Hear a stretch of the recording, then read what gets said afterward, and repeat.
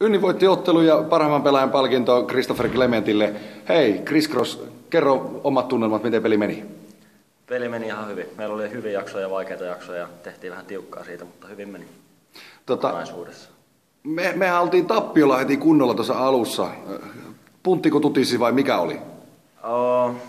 Ei. Musta tuntuu, että niillä vaan osui heitot hyvin. Me ei taas saatu välttämättä niin hyvin sisään, että pitkässä juoksussa tasottuu. Jätkä kävi monesti tuolla maankin puolella, kun haet tuota hyökkäyslevypalloa. Jätkähän on, meidän joukkue voisi sanoa, että hyökkäyslevypallojen ylipäällikkö tällä hetkellä. Niin, mistä se tulee se sun armoton nälkä ja halu voittaa ne tilanteet kerta toisensa jälkeen? Jussi suuttuisi, jos ei voittaisi. Aika hyvä. Sano vielä kuule se, että millä 2 viikon päästä, kun on korihait meitä vastassa, niin millä me voitetaan ne? Hyvällä puolustuspelillä ja sillä, että laitetaan hyökkäyksessä pallo liikkeelle ja pelataan joukkueen. Ja anna vielä neuvot, että minkälaisella asenteella yleisön pitäisi tulla. Totta kai hyvällä positiivisella fiiliksellä ja kannustamaan paljon.